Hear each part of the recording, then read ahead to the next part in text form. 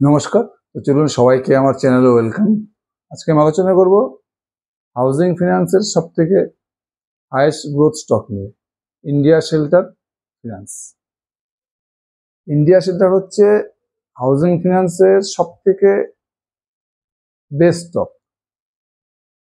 মানে যতগুলো স্টক আছে দেখবে ইন্ডিয়া হাউজিং ফিনান্স সেক্টরে সবথেকে বেশি স্পিডে গ্রোথ করছে হচ্ছে ইন্ডিয়া শেল্টার। নন স্টপ যদি আইপিও হওয়ার পর থেকে দেখেন আপনি লাস্ট 2 বছরে দেখবেন ইন্ডিয়া শেল্টার প্রতিটা কোয়ার্টারে দেখবেন 30%, 35%, 40% করে লোন বুক গ্রোথ করে যাচ্ছে। মানে প্রতিটি কোয়ার্টারে মোর দ্যান 30% করে লোন বুক গ্রোথ করে যাচ্ছে। সঙ্গে কি পাচ্ছে? Operating leverage. আজকে আমরা দেখবো যে ইন্ডিয়া শেল্টার হাউজিং ফিনান্স কোম্পানিটি Q2 FY 26 কিরকম রেজাল্ট করেছে এবং কোম্পানির এখন কি অবস্থায় আছে, ফিউচার আউটলুকটা কিরকম হতে যাচ্ছে। Q2 তে ইন্ডিয়া শেল্টার যা রেজাল্ট করেছে, মোটামুটি লোন বুক গ্রোথ করেছে 31% আর প্রফিট গ্রোথ করে 35%। এবার যদি আপনি হাউজিং ফিনান্সের বাকি স্টকগুলো দেখেন, হোম ফার্স্ট মোটামুটি লোন বুক গ্রোথ করেছে কত? 26%। যদি অ্যাপটাস ভ্যালুকে দেখেন, Aptus value loan book growth হচ্ছে 22%। তারপরে বাকি যারা আছে আভাস, আধার, বাজাজ হাউজিং, প্রত্যেকেরই লোন বুক গ্রোথ কিন্তু এর থেকে অনেক কম। তার মানে হাউজিং ফিনান্সের তিনটে বেস্ট স্টক, ইন্ডিয়া শেল্টার 1 নম্বর, 2 নম্বর হচ্ছে হোম ফার্স্ট, 3 নম্বর হচ্ছে অ্যাপটাস ভ্যালু। প্রথমে আমরা ইন্ডিয়া শেল্টার নিয়ে আলোচনা করে নিই, তারপর আমরা দেখবো তিনটের মধ্যে কম্পেয়ার করে সব থেকে বেস্ট ডিল কোনটা। যদি ইন্ডিয়া শেল্টারে Q2 রেজাল্ট দেখেন, দেখবেন লোন বুক গ্রোথ করেছে কত? 31%, আর প্রফিট গ্রোথ করেছে মোটামুটি 35%। একটা ফিনান্স কোম্পানির সব থেকে মোস্ট ইম্পর্টেন্ট হচ্ছে অ্যাসেট কোয়ালিটি। ইন্ডিয়া শেল্টার দেখবেন লাস্ট 2 বছর থেকে প্রত্যেকটা কোয়ার্টারে কিন্তু এদের অ্যাসেট কোয়ালিটি দুর্দান্ত, মানে একই রকমভাবে মেনটেন করে যাচ্ছে। এবারও দেখুন গ্রস এনপি 1.2 আর নেট এনপি হচ্ছে 0.9, যেটা কত বড় দায় ছিল, একদম স্টেবল। লাস্ট 1 বছরে দেখুন এমএসএমই ফিনান্স বা আপনি মাইক্রো ফিনান্স দেখুন কি অবস্থা, অ্যাসেট কোয়ালিটি এত খারাপ হয়ে গেছে। কিন্তু ইন্ডিয়া শেল্টার কিন্তু একদম কনস্ট্যান্ট, এদের কিন্তু মানে অ্যাসেট কোয়ালিটি দুর্দান্ত। তাহলে Q2 কি ছিল? গ্রস এনপি 1.2 এবং নেট এনপি 0.9। কালেকশন এফিসিয়েন্সি দেখুন, Q2 FY 25 ছিল 98%, এবারে হচ্ছে 99%, দুর্দান্ত কালেকশন এফিসিয়েন্সি। ইল্ড সব থেকে ইম্পর্টেন্ট হচ্ছে ইল্ড। ইল্ড মানে একটা ফিনান্স কোম্পানি কাস্টমারকে এরা কত পার্সেন্ট ইন্টারেস্টে লোন দিচ্ছে, আর কত পার্সেন্ট ইন্টারেস্ট চার্জ করেছে। ইল্ড যদি দেখেন, এখানে কিন্তু ইন্ডিয়া শেল্টার প্রত্যেকটা কোয়ার্টারে আমি দেখছি ইল্ড বেড়েই যাচ্ছে। এবছরও দেখুন 14.9, 14.9%, মোটামুটি 15% হচ্ছে এখন এদের ইল্ড। দুর্দান্ত ইল্ড কিন্তু এটা। স্প্রেড হচ্ছে এদের মার্জিন, মানে এরা ব্যাংক থেকে কত ইন্টারেস্টে লোন নিচ্ছে আর কাস্টমারের কত ইন্টারেস্টে দিচ্ছে, এই গ্যাপটাকে বলা হচ্ছে স্প্রেড। স্প্রেড দেখুন, যদি আপনি ইয়ার অন ইয়ার দেখেন, Q2 FY 25 ছিল 6.1%, এবার হচ্ছে 6.4%। ইল্ড দুর্দান্ত, স্প্রেডও বেড়ে যাচ্ছে। আর সবথেকে যেটা ইম্পর্টেন্ট, কস্ট অফ বড়োইং, মানে এরা যে লোনটা নিচ্ছে ব্যাংক থেকে সেটার কস্টটা কিরকম হচ্ছে, এটাও যদি দেখেন এখানে এদের কস্ট কমে যাচ্ছে। গত বছরে Q2 ছিল 8.8%, এবার হচ্ছে 8.5%। তাই বলা হচ্ছে কালেকশন এফিসিয়েন্সি বেড়ে গেছে, ইল্ড বেড়ে গেছে, স্প্রেড বেড়ে গেছে, আবার কস্ট অফ বড়োইং কমে গেছে। তার মানে কি হচ্ছে, এরা কাস্টমারের থেকে বেশি ইন্টারেস্ট চার্জ করতে পারছে। আবার এরা যেখান থেকে লোন নিচ্ছে সেখান থেকে এরা কম ইন্টারেস্টে লোন পাচ্ছে। এক তো কম ইন্টারেস্টে লোন পাচ্ছে, প্লাস কাস্টমারের থেকে বেশি ইন্টারেস্ট চার্জ করতে পারছে, যার ফলে কি হচ্ছে, এদের মার্জিনটা বেড়ে যাচ্ছে, স্প্রেড মার্জিনটা এদের বেড়ে যাচ্ছে। যখনই স্প্রেড মার্জিন বাড়বে, মানে এরা ব্যাংক থেকে কম ইন্টারেস্টে লোন নিচ্ছে প্লাস কাস্টমারকে বেশি ইন্টারেস্টে লোন দিচ্ছে, তখন কি হবে, এদের প্রফিট মার্জিন বেড়ে যাবে। যখন প্রফিট গ্রোথ করবে তখন কি হবে, এনবিএফসি কোম্পানির ROE বেড়ে যাবে। একটা এনবিএফসি সবথেকে ইম্পর্টেন্ট প্যারামিটার হচ্ছে ROE, return of equity. ROE দেখুন, এটা কিন্তু লাগাতার 2023 দেখুন কত ছিল ROE, 12 কি 11 ছিল ROE, 24-এ 13 হয়ে গেছে, 25-এ ছিল 14, এখন দেখুন এদের ROE 17.2। যেটা ইয়ার অন ইয়ার কম্পেয়ার করেন, Q2 FY 25-এ ইন্ডিয়া শেল্টারের ROE ছিল 14.3, এখন এটা বের হয়েছে কত 17.2। এদের এখন মোটামুটি ব্রাঞ্চ কত আছে, মোটামুটি 300 মতো ব্রাঞ্চ আছে। এদের গাইডেন্স থাকে ওই প্রতি মানে এভরি ইয়ারে 40টা মতো ব্রাঞ্চ এক্সপেনশন করে। এই কিউটুতে দেখুন এরা অলরেডি কিউটুতে মোটামুটি 9টার মতো ব্রাঞ্চ এরা এক্সপ্যান্ড করে নিয়েছে। এরা যেভাবে গাইডেন্স দেয় সেভাবে কিন্তু ব্রাঞ্চ এক্সপ্যান্ড করেই যাচ্ছে। সব থেকে বলছে ক্রেডিট কস্ট, ইন্ডিয়ার সাথে কিন্তু ক্রেডিট কস্টটা একদম সেম ধরে রেখেছে 0.5%। এটা গত বড় এদের গাইডেন্স তাই ছিল, এবারেও তাই করেছে এবং আগের গাইডেন্সও তাই দিয়েছে এরা, ক্রেডিট কস্ট 0.5%। আরও দেখুন কিন্তু এদের লাগাতার বেড়ে যাচ্ছে, প্রত্যেকটা কোয়ার্টারে কিন্তু এদের আরও গ্রো করে যাচ্ছে। গত বছর Q2 FY25 ছিল কত 5.6, এবার হচ্ছে 5.8। সবথেকে ইম্পর্টেন্ট হচ্ছে ওপেক্স টু এম। এই যে কোম্পানি যে লোন দিচ্ছে, এতে লোন দিতে গেলে অফিস চালাতে হয়, অফিস, ইন্টারনেট, কম্পিউটার, ইলেকট্রিসিটি, এদের প্রচুর স্টাফ খরচা। একটা লোন দিতে এদের যে খরচা হচ্ছে ওপেক্স টু AUM, একটা লোন দিতে কত % খরচা হচ্ছে, এখানে কিন্তু দেখুন খরচাটা কমে যাচ্ছে।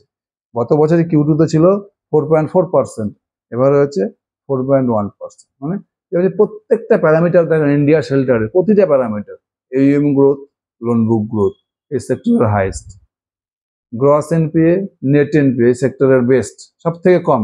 এখন সব থেকে স্টেবল হাউজিং ফিনান্স, এখন দেখুন home first, India shelter, Aptus, সব থেকে স্টেবল হচ্ছে গ্রস এনপিএ, নেট এনপিএ হচ্ছে ইন্ডিয়া শেল্টারের। কালেকশন এফিসিয়েন্সি দেখুন দুর্দান্ত, গত বছর Q2 ছিল 98%, এবার 99%।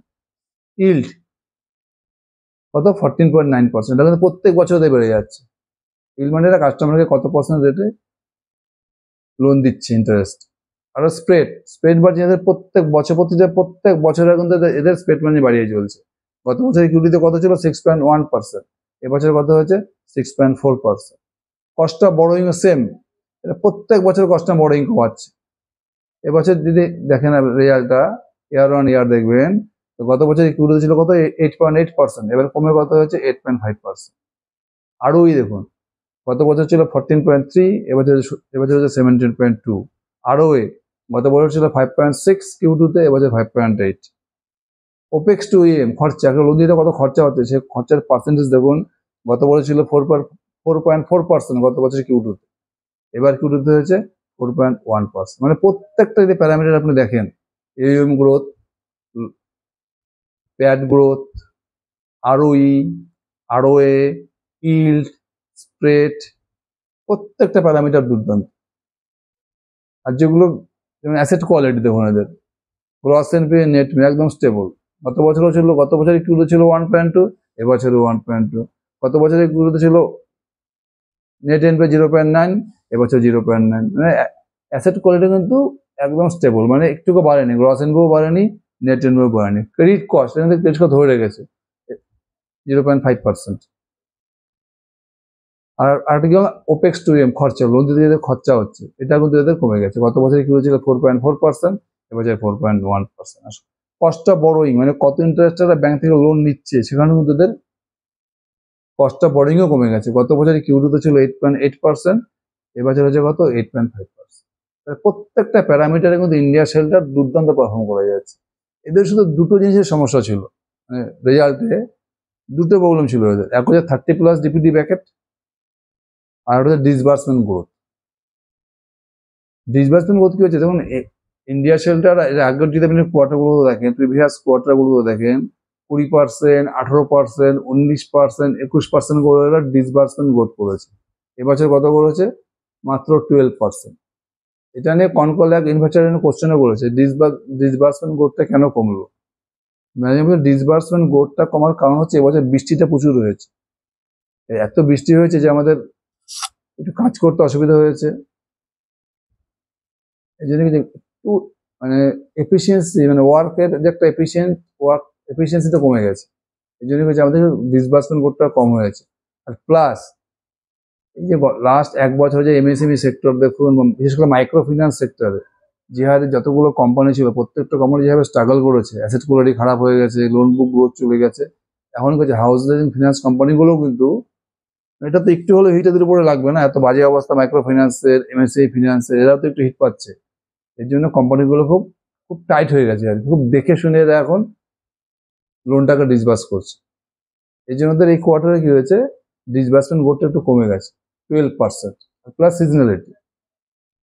এবছর প্রচুর বৃষ্টি হয়েছে, এই জন্য কাজ করতে অসুবিধা হয়েছে এদের, এই জন্য কি এই কোয়ার্টারে ডিসবার্সমেন্ট গ্রোথটা একটু কম হয়েছে। আর মানে এটা বলেছে যে এখন নভেম্বর মাস অলরেডি আমাদের Q3-তে কিন্তু ডিসবার্সমেন্ট গ্রোথ আগের জায়গায় চলে এসেছে, মানে ডিসবার্সমেন্ট গ্রোথ আবার Q3 Q4-এ কিন্তু এর থেকে বেটার হতে থাকবে। এটা জাস্ট সিজনাল, এটা কোম্পানির কোনো ফান্ডামেন্টাল বিজনেসের কোনো সমস্যা নেই। এই যে ডিসবার্সমেন্ট গ্রোথটা কমে গেছে, এটা just seasonal, due to heavy rain, মানে প্রচুর বৃষ্টি হয়েছে, এই জন্য এটা কিন্তু এফেক্ট হয়েছে। আর একটা যে সমস্যা ছিল 30+ ডিপিডি, এই 30+ ডিপিডি বাকেটটা দেখুন এবার কিন্তু এদের বেড়ে হয়েছে 4.7%। এটা নিয়ে সবার একটা কোশ্চেন ছিল, কনকলে কোশ্চেনটা বারবার উঠছে, এটা কিন্তু ম্যানেজমেন্ট খুব সুন্দর জবাব দিয়েছে। এই 30+ ডিপিডিটা বাড়ার কারণটা কি? 30+ ডিপিডি বাড়ার কারণটা হচ্ছে ম্যানেজমেন্ট বলেছে এই যে লাস্ট 1 ইয়ারে মাইক্রো ফিন্যান্স সাথে প্রবলেম হয়েছে অ্যাসেট কোয়ালিটি, তা তো কিছু মানে তার কিছুটা তো মানে আজ আমাদের উপরে আসবেই। এই জন্য কিছু কিছু ক্ষেত্রে 30+ ডিপিডিটা বেড়ে গেছে। আপনার যেটা সিজনাল, Q2-তে সবসময় Q1 Q2-তে আমাদের সবসময় অ্যাসেট কোয়ালিটি খারাপ হয়ে যায়, কিস্তি ডিউ পড়ে যায়। আমাদের তো বেশিরভাগ কাস্টমার সব মানে self employed customer. Self employed বলতে এরা সব ছোট ছোট দোকান করে, কেউ মুদিখানার দোকান করে, কেউ চায়ের দোকান করে, কেউ ছোট ছোট গ্যারেজ চালায়। এবার এবছর এত বৃষ্টি হয়েছে মনসুন পিরিয়ডটাতে, অনেকের ব্যবসাতে ক্ষতি হয়ে গেছে। এই জন্য অনেকের 1 মাসের কিস্তি ডিউ পড়ে গেছে। ম্যানেজমেন্ট পরিষ্কার করে দিয়েছে যে এটা প্রতি বছরই আমাদের Q2-তে হয়, এবছর বৃষ্টিটা বেশি হওয়াতে একটু বেশি হয়েছে, আবার Q3 Q4 আবার ঠিক জায়গায় চলে আসবে। এটা নিয়ে কিন্তু চিন্তার কোনো ব্যাপার নেই, মানে কোম্পানি এটা নিয়ে কোনো চিন্তাই করছে না। আর দেখুন এই জিনিসটা আপনাকে ভালো চিন্তা করতে হবে যে 30+ ডিপিডি মানে কি, মানে আপনাদের মানে কোনো একটা লোনের একটা কিস্তি 1 মাসের বেশি ডিউ পড়ে গেছে। কোম্পানি যেটা বলতে যাচ্ছে যে হয়তো 1 মাস কোনো কারো কিস্তি ডিউ পড়ে আছে, কিন্তু পরের যে কিস্তিগুলো কিন্তু সে রেগুলার পেমেন্ট করে যাচ্ছে আমাদেরকে। তার মানে কি হচ্ছে 30+ ডিপিডিদের গ্রস এনপিএ বা নেট এনপিএতে আসছে না, এনপিএ হচ্ছে না। তো একটা কিস্তি মাঝখানে ডিউ পড়ে গেছিল, ওই জন্য ওরা 30+ ডিপিডিতে চলে যাচ্ছে, কিন্তু বাকি কিস্তিগুলো যেগুলো আছে কাস্টমার কিন্তু ঠিকঠাক দিয়ে যাচ্ছে আর কি। এই জন্য এদের কিন্তু গ্রস এনপিও বাড়েনি, নেট এনপিও বাড়েনি, মানে অ্যাসেট কোয়ালিটি পুরো সেফ আছে আর কি। 30+ ডিপিডি হয়েছে কিন্তু সেটা গ্রস এনপিএ বা নেট এনপিতে কনভার্ট হয়, মানে 1 মাসের কিস্তি ডিউ পড়েছে কিন্তু নেক্সট মাসের যে কিস্তিগুলো তারা কিন্তু ঠিক দিয়ে যাচ্ছে। এবার যে 1 মাসের কিস্তিটা বাকি পড়েছে সে যখন তার কাছে এক্সেস কিছু পয়সা চলে আসবে তো অংশ দিয়ে যাবে। কেন দিয়ে যাবে এটা নিয়ে ম্যানেজমেন্ট, যেহেতু আমরা হাউজিং ফিনান্সের কি, এটাই তো হাউজিং ফিনান্সের সব থেকে সুবিধা অন্যান্য এমএসএমই বা মাইক্রো ফিনান্স থেকে, যে এটা পুরো 100% সিকিউর লোন। এতে পুরো বাড়িটাই এখন বাড়ির পুরো পেপারটাই কোম্পানির কাছে আছে। এবার যদি এরা যে কিস্তিটা ডিউ পড়েছে যদি সেটা পেমেন্ট না করে তাহলে কি হবে, কোম্পানি তো পুরো বাড়িটাকে কবজা করে নেবে। এই জন্য প্রত্যেকে যে যারা কাস্টমার আছে না প্রত্যেকে ভয়টা পায় যদি বাড়িটা কোম্পানি নিয়ে নেয়। এই জন্য প্রত্যেকে কিন্তু যখনই টাকা হয়ে যাবে ওই যে কিস্তিটা ডিউ পড়ে আছে সবাই সবার আগে পেমেন্ট করে যাবে। এই জন্য দেখবেন হাউজিং ফিনান্স এনপিটা কম হয়, কারণ এটা পুরো সিকিউরড লেন্ডিং। আমি জমিতে লোনের কিস্তিটা পেমেন্ট না করে তখন পুরো বাড়িটা নিচ্ছি, কোম্পানি নিয়ে নিতে পারবে। এই জন্য হাউজিং ফিনান্সে সব থেকে রিস্ক কম। তো বুঝা গেল, আমার যে দুটো জিনিস নিয়ে আমাদের কোশ্চেন ছিল, এক হচ্ছে ডিসবার্সমেন্ট গ্রোথ কমে গেছে, সেটা ওটা ম্যানেজমেন্ট সুন্দর করে অ্যান্সার দিয়েছে। 30+ ডিপিডি, 30+ ডিপিডি না ম্যানেজমেন্ট সুন্দর করে বুঝিয়ে দেবে, এটা কোম্পানির ফান্ডামেন্টালি কোনো সমস্যা না। Q3 Q4 থেকে এটা আবার ঠিকঠাক হয়ে যাবে। আর ম্যানেজমেন্ট যে লোন বুকের গ্রোথের গাইডেন্স দিয়েছে কত, আগামী 2 থেকে 3 বছর 30 থেকে 35% লোন বুক গ্রোথ করতে কোনো অসুবিধা হবে না। আর সঙ্গে সবথেকে কথা এই সঙ্গে অপারেটিং লেভারেজ কেন পাবে, মানে এদের প্রফিট মার্জিনটা দেখবেন নেক্সট 2 ইয়ার্সও দেখবেন এই 30 থেকে 35% লোন বুক গ্রোথ করে, এটা কিন্তু প্রফিট মার্জিনটা বেশি হবে। তার কারণটা কি, তার কারণটা তো ইন্ডিয়া শেল্ডারের সব থেকে বড় প্লাস পয়েন্ট হচ্ছে ইন্ডিয়া শেল্ডারের বড়োইং কস্ট অফ বড়োইং কমে যাচ্ছে, আর প্লাস স্পিড বেড়ে যাচ্ছে, কস্ট অফ বড়োইং কমে যাচ্ছে, মানে এরা ব্যাংক থেকে কম ইন্টারেস্টে লোন নিতে পারছে। আর এদের কি হচ্ছে, স্পিডটা বেড়ে যাচ্ছে।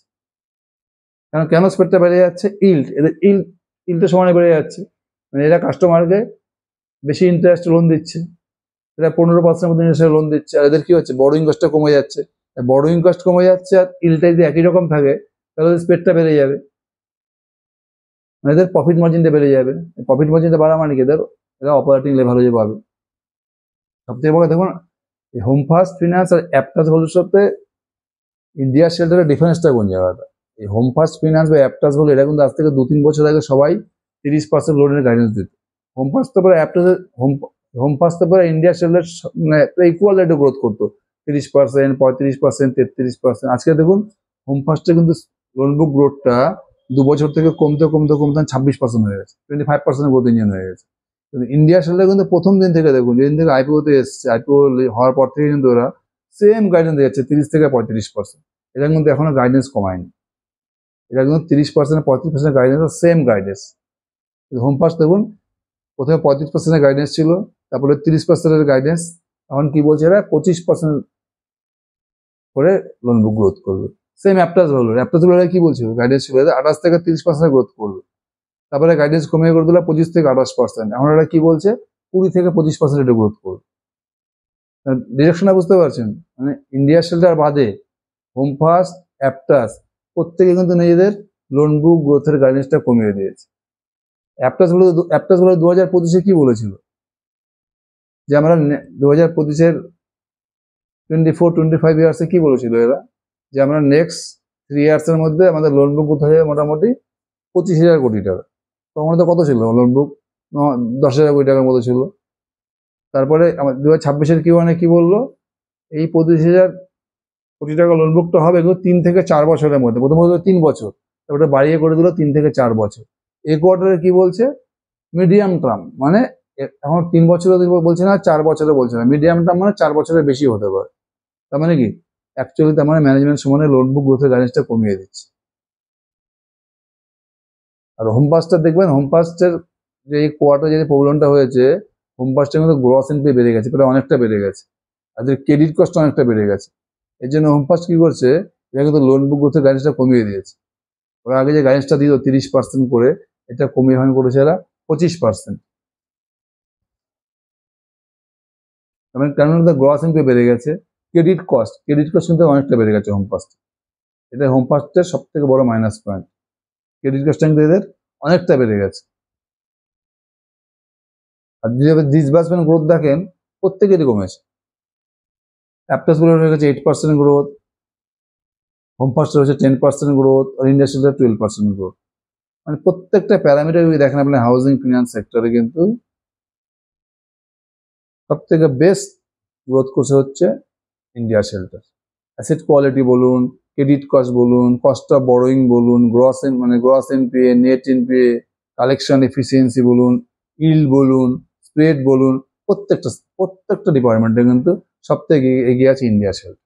নাম্বার 2 এগিয়ে আছে হোম ফার্স্ট ফিনান্স, নাম্বার 3-তে আছে অ্যাপটাস ভ্যালু।